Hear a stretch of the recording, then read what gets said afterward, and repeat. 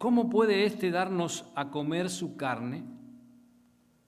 Jesús les dijo, de cierto os digo, si no coméis la carne del Hijo del Hombre y bebéis su sangre, no tenéis vida en vosotros. El que come mi carne y bebe mi sangre, tiene vida eterna, y yo le resucitaré en el día postrero. Porque mi carne es verdadera comida y mi sangre es verdadera bebida. El que come mi carne y bebe mi sangre, en mí permanece, y yo en él. Como me envió el Padre viviente y yo vivo por el Padre, asimismo el que me come, él también vivirá por mí. Este es el pan que descendió del cielo, no como vuestros padres comieron el maná y murieron. El que come de este pan vivirá eternamente. Estas cosas dijo en la sinagoga estando en Capernaum. Oremos. Señor, gracias por tu palabra, Señor. Gracias por esta porción que leímos, Señor. Y te pedimos que tu Espíritu Santo, Señor, abra nuestro entendimiento, Señor, en cada uno de nosotros, que nos dé, que nos capacite para poder entender, Señor, tu palabra, poderla incorporar, Señor, a nosotros y seguir conociéndote más, Señor, de quién eres realmente. Y, Señor, te pido que tu Espíritu Santo también me dé sabiduría para poder transmitir fielmente tus enseñanzas, Señor, de acuerdo a tus Escrituras. Bendice a cada uno de los hermanos y hermanas aquí presentes, también los que vienen en camino, Señor. Te doy gracias por todo. Oramos en el nombre de Cristo Jesús. Amén. Hermanos, en este mundo caído, lleno de decepciones, lleno de estrés, desánimo, desesperación, lleno de pecado, a este mundo vino Dios en carne humana, a este mundo vino el Señor Jesucristo. Y el mensaje que vimos en los 2 domingos anteriores y que continuamos hoy es que Él es el pan de vida. El único que puede satisfacer los anhelos más profundos del alma humana. Solo a través de Él los pecadores pueden obtener perdón. Solo a través de Él pueden obtener restauración para una relación correcta, para una relación personal con Dios y recibir la vida eterna. Estos pasajes que leímos, vemos que Jesús se presentó como la comida espiritual para el alma hambrienta, tal como vimos en domingos pasados, en la primera sección y en la segunda, con el sermón del Señor sobre el pan de vida en los versículos del 30 al 50. Ahora en esta tarde veremos la parte concluyente de este sermón, desde el versículo 51 al 59 que acabamos de leer, en donde el Señor exhorta a las personas a agarrarse, a apropiarse de Él por la fe.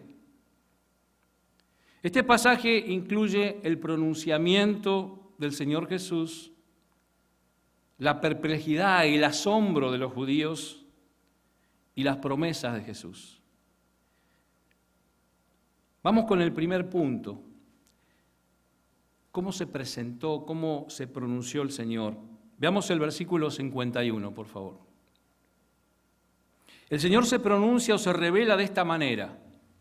Él dice, yo soy el pan vivo que descendió del cielo. Si alguno comiere de este pan, vivirá para siempre. Y el pan que yo daré es mi carne, la cual yo daré por la vida del mundo. Hermanos, por quinta vez en este discurso maravilloso de Jesús afirmó ser el pan vivo que descendió del cielo. Lo hemos visto en los versículos 33, 35, 48 y 50. Y luego agregó una promesa.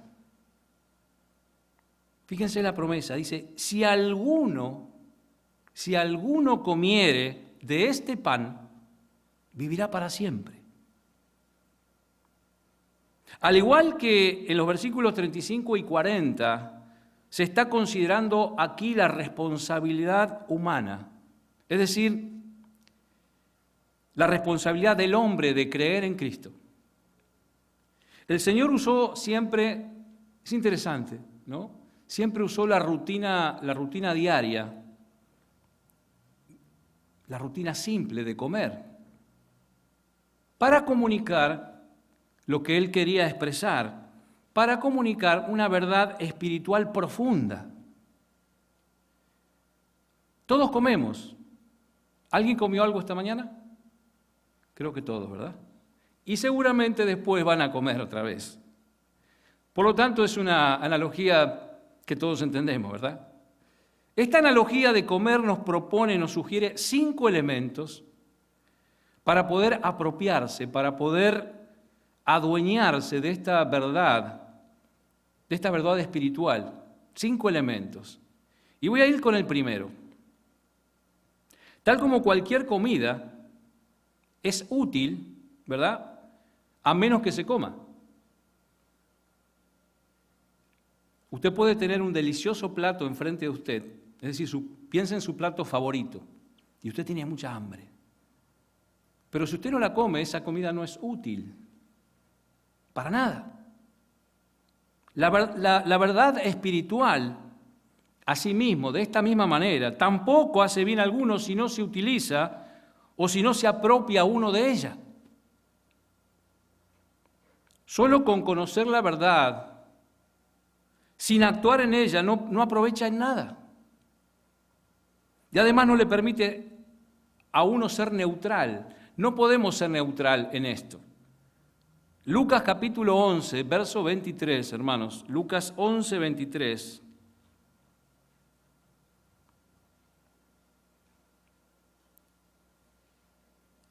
El Señor dice, el que no está conmigo, está contra mí. El que no está conmigo, está contra mí. No hay término medio, no hay neutral. O se está con él o no. Y el que conmigo no recoge, desparrama. De hecho, esto resultará en juicio más severo del Señor. Primer punto. Segundo punto. Comer es un impulso producido ¿por qué?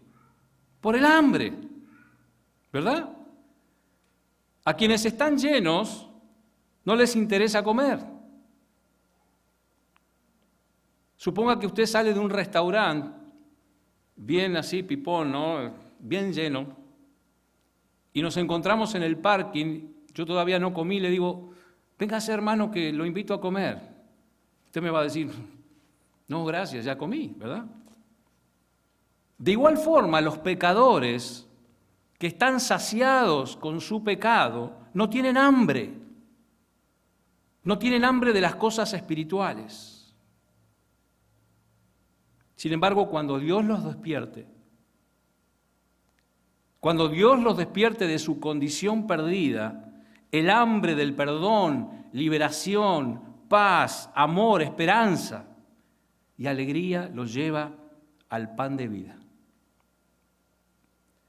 Tercer punto, cuando las personas consumen la comida, o sea, comen, esta se hace parte de la persona. Usted tiene su plato aquí, esa comida no es parte suya hasta que usted no la coma y no la introduce en su cuerpo por la operación del sistema digestivo del cuerpo. Así ocurre espiritualmente. Las personas pueden admirar a Cristo, estar impresionadas con su enseñanza y hasta, digamos, lamentar su muerte, a su muerte en la cruz como una gran tragedia. Pero mientras no se apropien de Él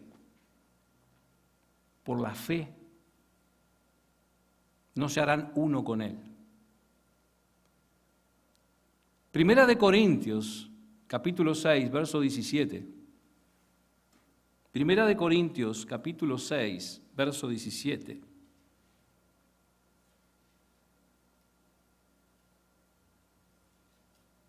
Dice, pero el que se une al Señor, un espíritu es con Él.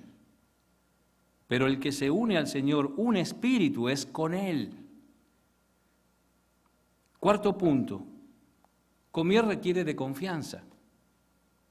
Nadie es consciente o conscientemente de comer una comida que está contaminada o que está dañada, ¿verdad? Usted puede tener un lindo plato de comida delante suyo, pero si sabe que está contaminado, no lo va a comer, ¿verdad? Comer implica fe en la comida que es comestible.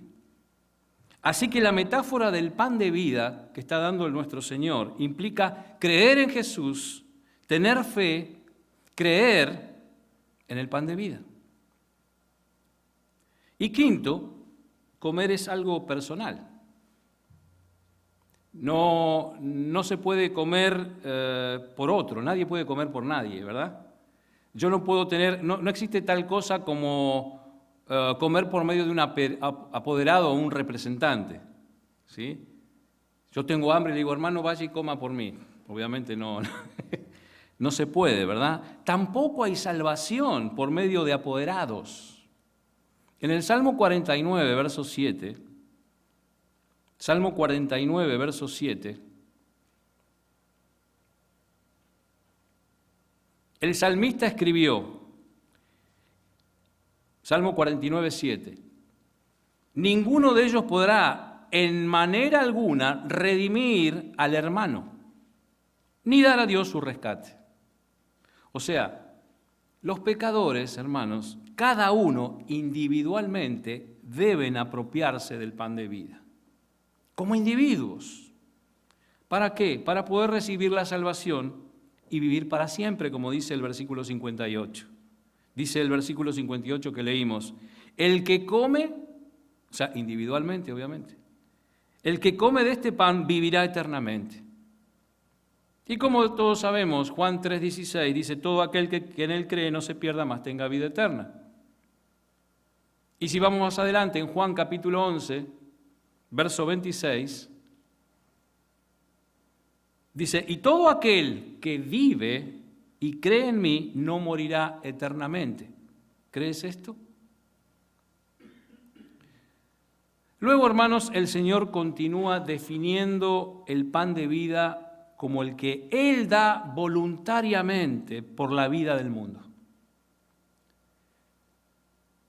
También como carne, tal cual dice Juan capítulo 1, verso 14, la palabra se hizo carne y habitó entre nosotros.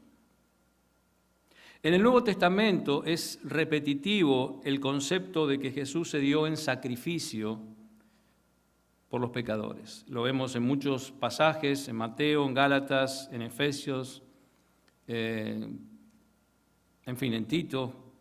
Ahora, el Señor se refirió aquí proféticamente a su muerte en la cruz. O sea, una entre muchas predicciones registradas en los evangelios. El precio de la redención es el ofrecimiento que Jesús hace de su carne. De su carne. Por eso, hermano, pensemos en esto. Si Cristo tan solo hubiera venido como vino y solamente hubiera proclamado las normas de Dios, sus mandamientos, solamente eso, la humanidad hubiera quedado en una situación de desesperanza y sin rumbo. ¿Por qué? Porque como nadie puede vivir cumpliendo fielmente los mandatos de Dios, todos lo sabemos, por eso somos pecadores. Entonces, no habría forma de que los pecadores tuvieran una relación con Dios, nunca.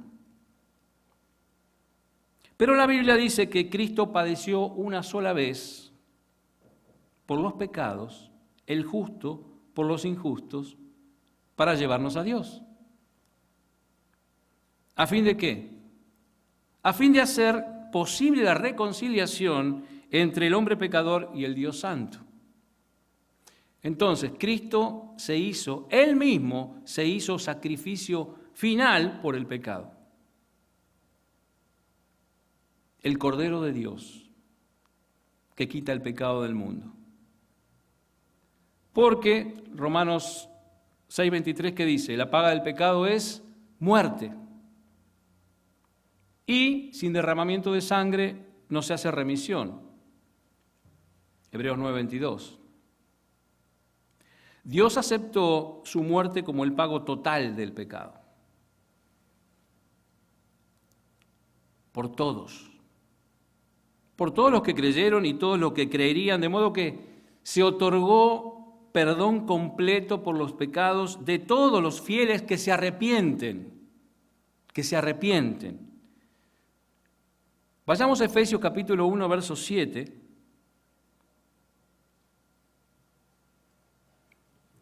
Efesios capítulo 1, verso 7.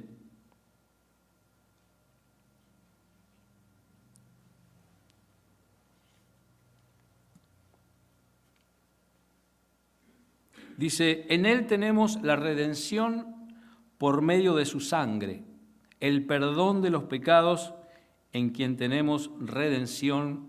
Bueno, eso lo dice Colosenses 1:14, si quieren ir Colosenses 1:14. En quien tenemos redención por su sangre, el perdón de los pecados. De manera que la muerte de Cristo fue la satisfacción real, la satisfacción genuina de la justicia divina. Casualmente lo vimos esta mañana en el estudio de Romanos, la justicia divina. Fue el pago verdadero y la expiación total, real, hecha por Cristo a Dios en favor de todos los que creen. ¿Por qué? Porque a estos Dios los escogió y los redimió por su poder. La muerte de Cristo fue definitiva, particular, específica y real a favor del pueblo escogido de Dios. Limitada, obviamente, en su alcance por los propósitos divinos soberanos de Dios, pero ilimitada en sus efectos para todos por los que se ofreció. Hermanos, la redención en su totalidad es la obra de Dios. Cristo murió para alcanzarla, no solo para hacerla posible y alcanzarla al final, cuando el pecador creyera. Y hermanos, la Biblia no enseña que Jesús murió potencialmente por todos y por nadie en realidad. Por el contrario, Cristo procuraba salvación de todo aquel que Dios llamara y justificara. Él pagó de verdad la pena por todos los que creen.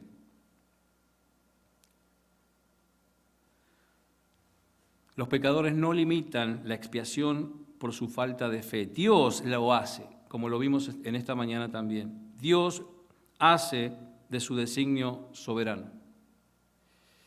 Cristo ofreció su carne como sacrificio, no solo por Israel, sino por todo el mundo.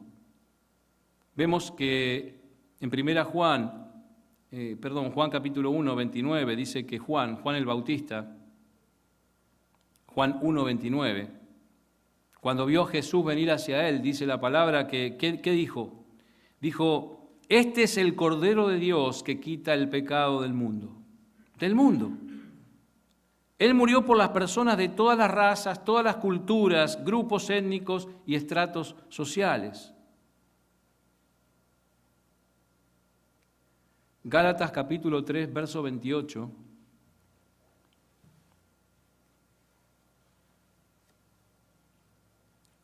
Gálatas 3, 28.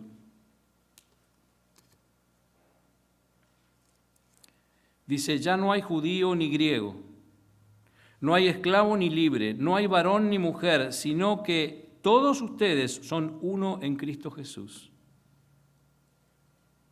Y así Dios dijo también en Isaías, capítulo 45, verso 22. Isaías 45, 22 dijo: mirad a mí y ser salvos todos los términos de la tierra.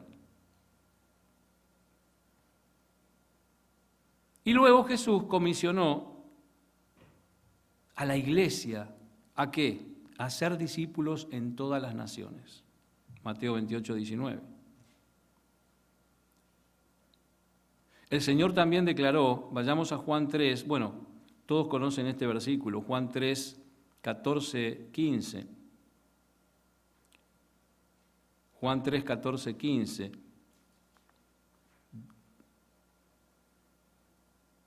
Dice: como Moisés levantó la serpiente en el desierto, así es necesario que el Hijo del Hombre sea levantado, para que todo aquel que en él cree no se pierda, mas tenga vida eterna. Y ahí sí, vamos de Juan, saltamos un poco al capítulo 12, verso 32.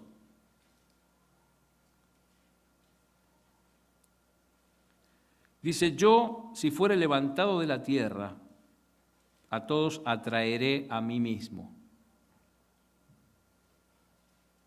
Por lo tanto, concluimos, hermanos, que Él es el único Salvador para el mundo de pecadores perdidos. Luego vayamos a la perplejidad, al asombro de los judíos en el versículo 52, que leímos al principio, Juan 6, 52. Entonces los judíos contendían entre sí, diciendo: ¿cómo puede éste darnos a comer su carne? Obviamente, hermanos, el Señor no estaba hablando de canibalismo cuando habló de comer su carne. Antes bien, estaba dando una ilustración física de una verdad espiritual. Una vez más, sin embargo, los judíos, antagonistas, opositores al Señor, malinterpretaron correctamente la importancia de la declaración de Jesús. Y como resultado dice que contendían entre sí. Contendían es una traducción del verbo machomai, que quiere decir pelear, reñir. E indica una disputa acalorada, fuerte entre ellos. Dice, contendían entre sí, discutían, peleaban. ¿Cómo puede ser? Entonces la conversación se centró en la pregunta siguiente, ahí en el versículo 52. ¿Cómo puede éste darnos a comer su carne? Claro, cegados por la ignorancia de su propia incredulidad, no eran capaces de entender la importancia espiritual de lo que Jesús estaba aquí diciendo. A propósito, hermanos, debe indicarse, y quiero aprovechar esta parte para aclarar también, que la Iglesia Católica Romana apela a este pasaje como prueba de la doctrina de la transubstanciación.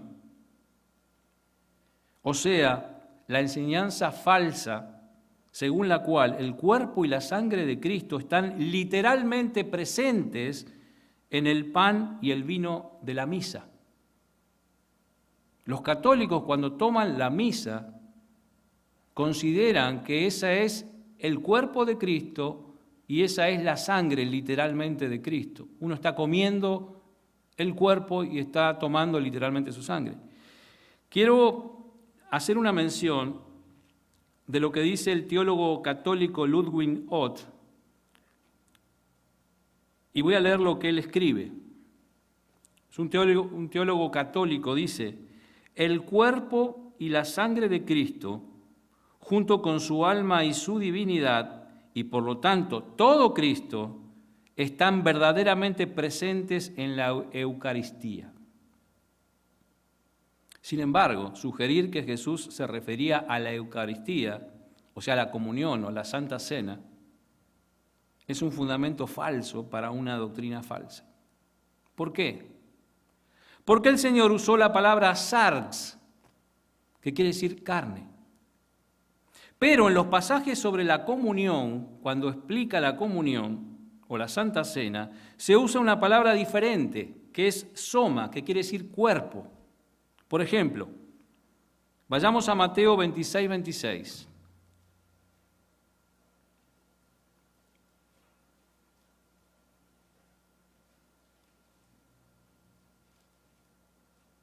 que generalmente lo usamos estos versículos para celebrar la Santa Cena, muchas veces.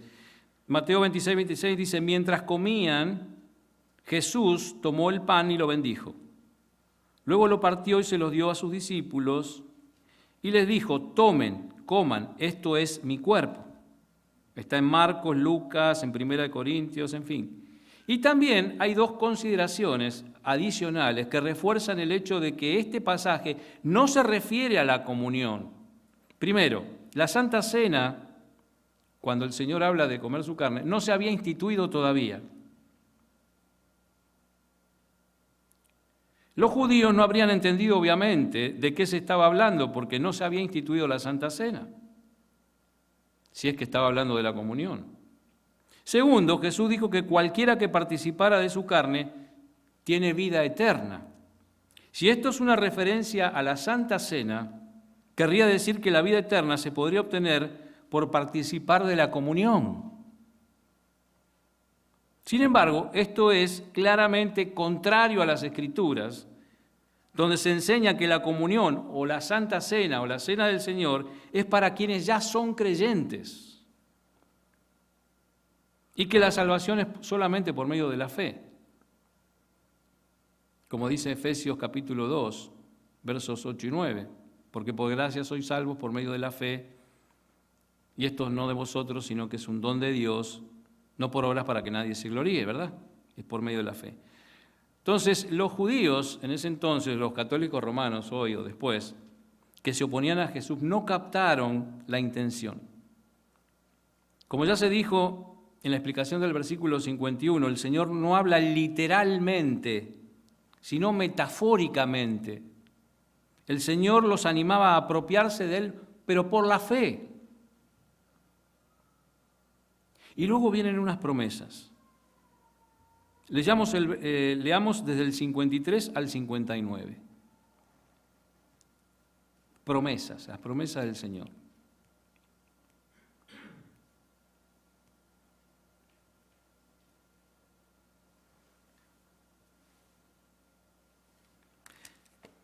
Versículos 53 al 59. Dice, Jesús les dijo, de cierto os digo, si no coméis la carne del Hijo del Hombre y bebéis su sangre, no tenéis vida en vosotros.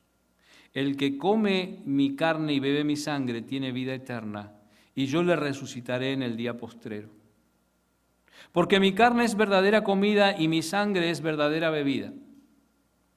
El que come mi carne y bebe mi sangre, en mí permanece y yo en él.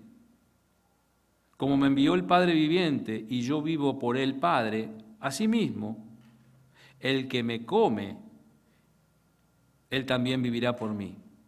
Este es el pan que descendió del cielo, no como vuestros padres comieron el maná y murieron. El que come de este pan vivirá eternamente. Y estas cosas las dijo en la sinagoga, enseñando en Capernaum. Bien, hermanos, aunque el Señor se enfrentaba a esa incredulidad intencional de esta gente, Jesús no bajó el tono, ni siquiera suavizó o aclaró sus palabras. En lugar de eso hizo sus enseñanzas más difíciles de digerir o de tragar, agregando el concepto escandaloso para sus oyentes. Dijo, de beber su sangre. Imaginen. Beber su sangre. Además, una cosa, beber su sangre o comer algo que todavía tuviese sangre estaba estrictamente prohibido por la ley en el Antiguo Testamento. Vayamos a Levítico capítulo 17, versos 10 al 14. Por eso es que los judíos se escandalizaron más cuando dijo de beber su sangre. Levítico capítulo 17, versículos del 10 al 14.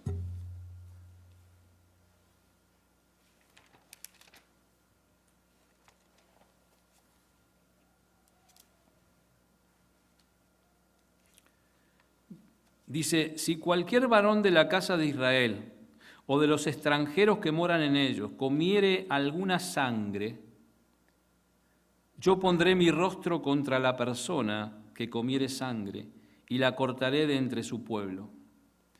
Porque la vida de la carne en la sangre está, y yo os la he dado para hacer expiación sobre el altar por vuestras almas. Y la misma sangre hará expiación de la persona. Por tanto, he dicho a los hijos de Israel, ninguna persona de vosotros comerá sangre, ni el extranjero que mora entre vosotros comerá sangre. Y cualquier varón de los hijos de Israel o de los extranjeros que moran entre ellos, que cazare animal o ave que sea de comer, derramará su sangre y la cubrirá con tierra.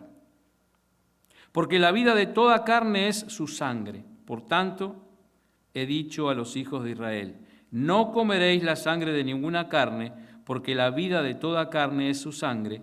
Cualquiera que la comiere será cortado, y hasta ahí, hermanos, será cortado. Está en Levíticos, también habla en Génesis, Deuteronomio. Por supuesto que, reitero, Jesús no estaba hablando de beber literalmente el fluido de sus venas. Como tampoco estaba hablando de comer su carne, literalmente. Las dos son metáforas. Metáforas que se refieren a la necesidad de aceptar el sacrificio de Cristo. Aceptar el sacrificio de Cristo. En el Nuevo Testamento el término sangre es con frecuencia una figura gráfica de la muerte de Cristo en la cruz, como sacrificio supremo por el pecado. Y hay muchos versículos que podríamos citar, pero por ejemplo Mateo capítulo 26, verso 28, el Señor dice, porque esto es mi sangre del nuevo pacto, que por mucho es derramada para remisión de los pecados.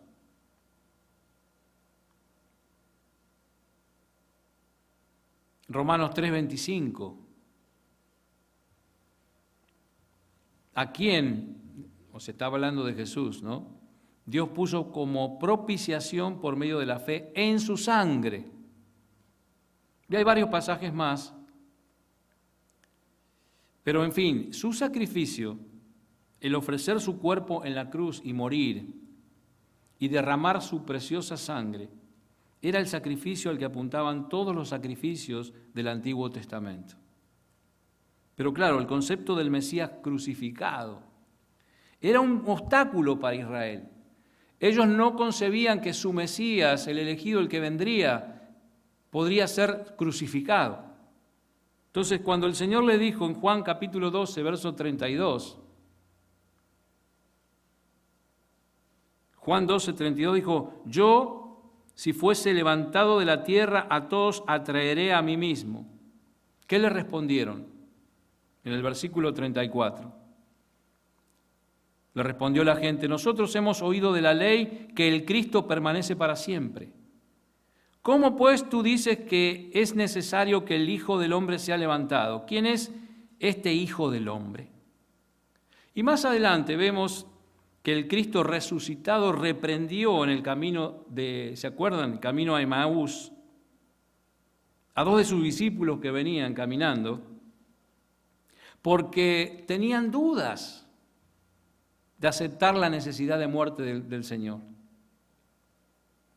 Y ahí vemos en Lucas capítulo 24, versos 25 y 26,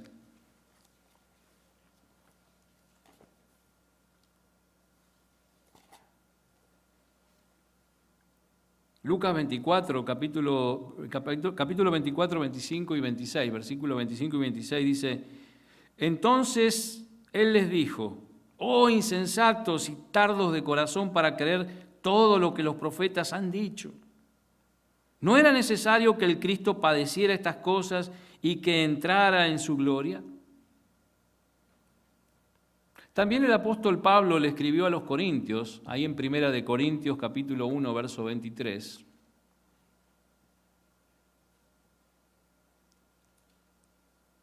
Primera de Corintios 1, 23. Dice, pero nosotros predicamos a Cristo crucificado.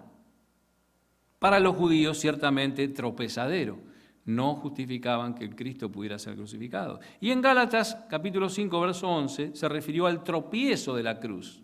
Ciertamente era un tropiezo. Es por eso que la mayor fuerza o firmeza en el mensaje de Pablo a los judíos en Tesalónica estaba en declarar y exponer, como dice ahí la palabra en Hechos capítulo 17, verso 3, por medio de las Escrituras, que era necesario que el Cristo padeciese y resucitase de los muertos. Y que Jesús, a quien yo os anuncio, decía él, es el Cristo. Claro, eso impactaba a los judíos. Entonces, debería notarse, hermanos, que los verbos traducidos como coméis, bebéis, expresan acciones pasadas, es decir, no son tiempos verbales presentes. Eso sugiere que es una apropiación de una única vez para la salvación de Cristo, y no comer y beber continuamente su cuerpo y su sangre. Es una vez y para siempre. Y bien, sí, como se representa en la misa católica, ¿verdad? Que ya lo hemos dicho. Ahora, en los versículos 53 al 56, Jesús hizo 4 promesas. Del 53 al 56, hizo 4 promesas. Obviamente para quienes comieran su carne y bebieran su sangre.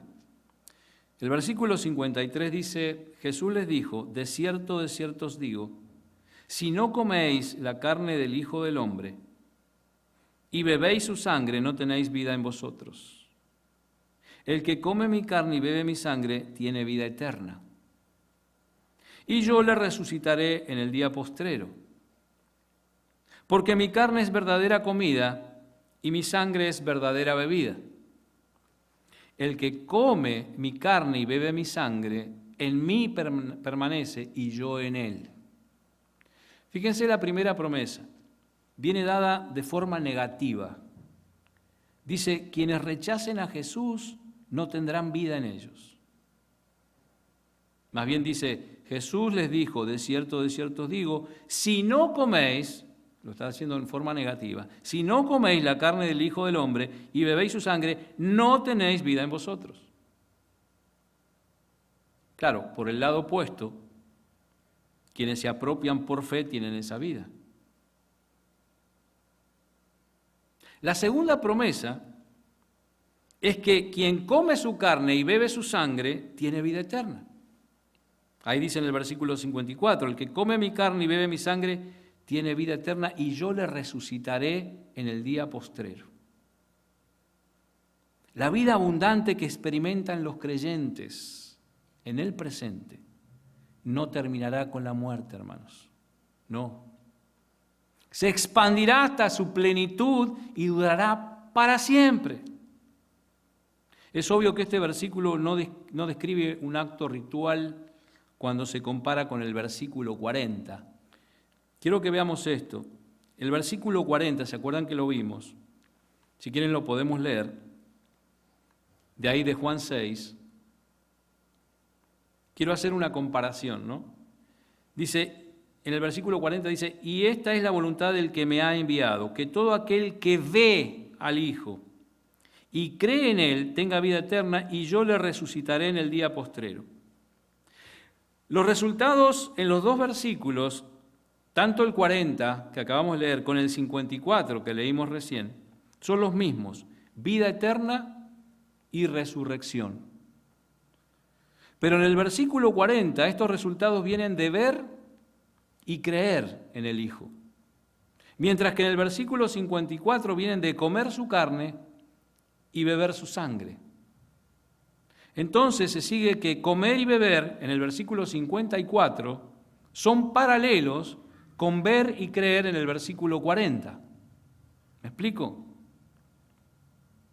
La tercera promesa que continúa diciendo en el versículo 54, o sea que Cristo resucitará en el día postrero a todos los que comen su carne y beben su sangre, se repite por cuarta vez en este pasaje, también en los versículos 39, 40 y 44. la resurrección para vida eterna. Es la gran esperanza del creyente, hermanos.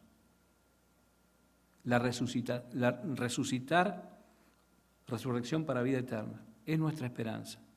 Vayamos a Hechos, capítulo 24, verso 15.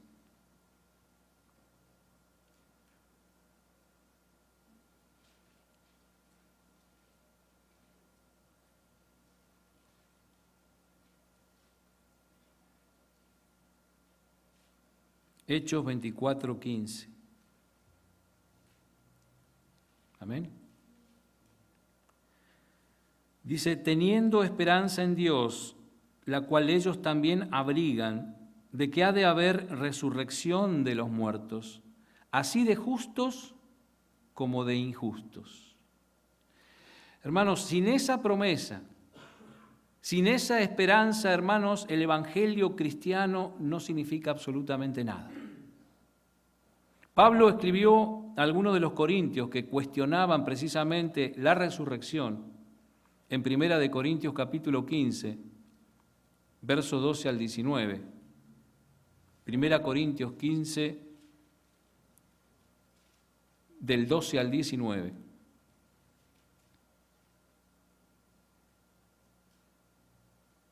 ¿Lo tienen? 1 Corintios 15, versículos 12 al 19 dice, pero si se predica de Cristo, que resucitó de los muertos, ¿cómo dicen algunos de vosotros que no hay resurrección de muertos? Porque si no hay resurrección de muertos, tampoco Cristo resucitó. Y si Cristo no resucitó, vana es entonces nuestra predicación. Vana es también nuestra fe. Y somos hallados falsos testigos de Dios porque hemos testificado de Dios que Él resucitó a Cristo, al cual no resucitó. Si en verdad los muertos no resucitan, porque si los muertos no resucitan, tampoco Cristo resucitó. Y si Cristo no resucitó, vuestra fe es vana, aún estáis en vuestros pecados. Entonces también los que durmieron en Cristo perecieron. Si en esta vida solamente esperamos en Cristo, somos los más dignos de conmiseración de todos los hombres. Así, hermanos, llegamos a la cuarta y última promesa de Jesús que Jesús presentó, declarando que su carne es verdadera comida y su sangre verdadera bebida. O sea, el sustento de vida que da Dios en el creyente. Veamos el versículo 55.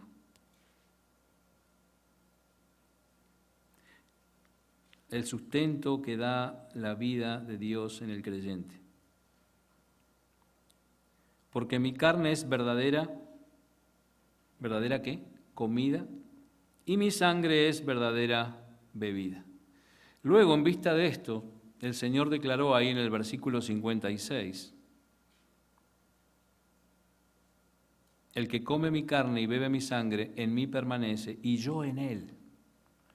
Ahora pregunto, ¿cuál es la promesa que vemos aquí? Hermanos, la promesa es la unión con Cristo. En Juan capítulo 14, versículo 20, Jesús le prometió a los discípulos, Juan 14, 20, dice, en aquel día vosotros conoceréis que yo estoy en mi Padre, y luego dice, y vosotros en mí y yo en vosotros.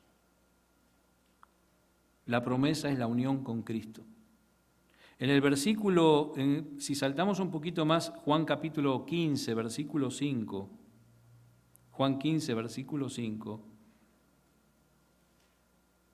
el Señor declaró, yo soy la vid, vosotros los pámpanos, el que permanece en mí y yo en él, este lleva mucho fruto, porque separados de mí nada podéis hacer. Luego el apóstol Pablo escribió en 2 de Corintios,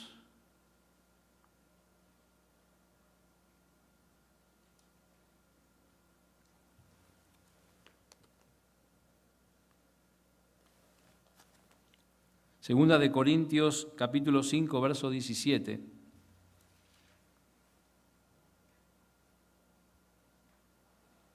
2 Corintios 5, 17 dice, de modo que si alguno está, ¿en qué?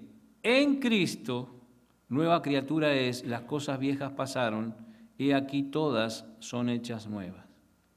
Y más adelante, ahí también en 2 Corintios, en esa misma epístola, el apóstol Pablo exhortó a los corintios de esta manera. 2 Corintios 13, 5, capítulo 13, verso 5.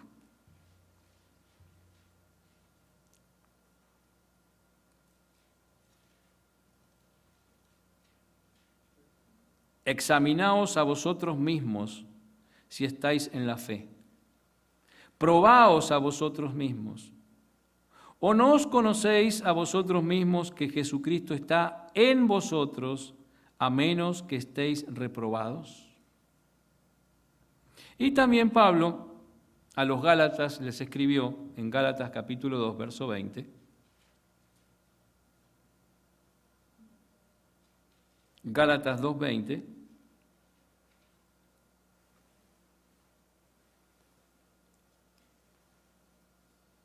Dice, con Cristo estoy juntamente crucificado, y ya no vivo yo, mas Cristo vive en mí. Y lo que ahora vivo en la carne, lo vivo en la fe del Hijo de Dios, el cual me amó y se entregó a sí mismo por mí. También a los colosenses les recordó en Colosenses capítulo 1, verso 27, dice, en Cristo, en vosotros, la esperanza de gloria. Y también en la primera epístola de Juan, o sea, primera de Juan, capítulo 5, verso 20, primera de Juan, capítulo 5, verso 20,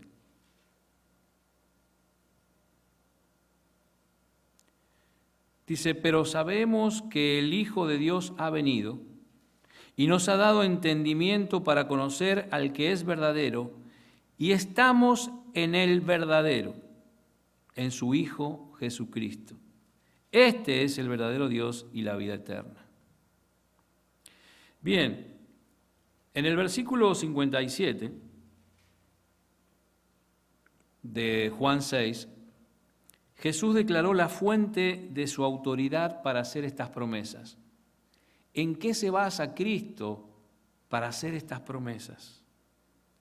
El versículo 57 dijo, como me envió el Padre viviente, y yo vivo por el Padre, asimismo el que me come, él también vivirá por mí. Y antes, en el versículo anterior, en el 26, también había declarado, porque como el Padre tiene vida en sí mismo, así también ha dado al Hijo el tener vida en sí mismo. Por lo tanto, hermanos, quien cree en Jesús vivirá por él. Amén.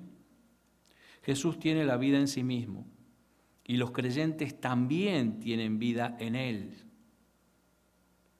Entonces, hermanos, por último y para terminar, el Señor concluyó esta magnífica y excelente enseñanza, repitiendo los pensamientos de los versículos 49 y 50. Veamos el versículo 58. Dice, este es el pan que descendió del cielo, no como vuestros padres comieron el maná y murieron. Y resalto esta última frase, el que come de este pan vivirá eternamente. Entonces la invitación es tan clara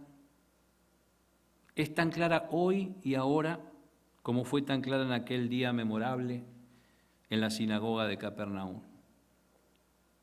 Y para terminar dejo esta reflexión. Quien se afana por las cosas materiales, quien se afana por las cosas de la carne y por las cosas de este mundo morirá. Morirá tal como murieron los israelitas rebeldes en el desierto. Pero quien come el pan que descendió del cielo vivirá eternamente.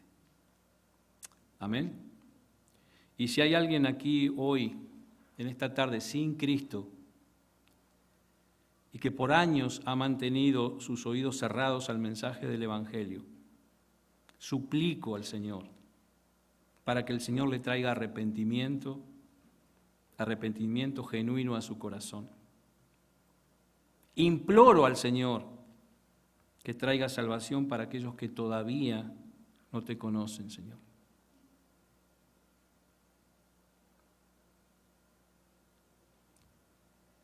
Si no has entregado tu vida a Jesucristo, pídeselo. Tienes que pedírselo, porque nosotros no podemos presentarte a Cristo, podemos presentarte su Evangelio. Nosotros podemos decirte que tú eres un pecador. Nosotros podemos explicarte lo que Jesús hizo en la cruz del Calvario y que resucitó al tercer día. Podemos hacer todo eso y más, pero no podemos arrepentirnos por ti. Nosotros no podemos creer por ti. Es una transacción que tienes que hacer tú personalmente delante de Dios. Amén.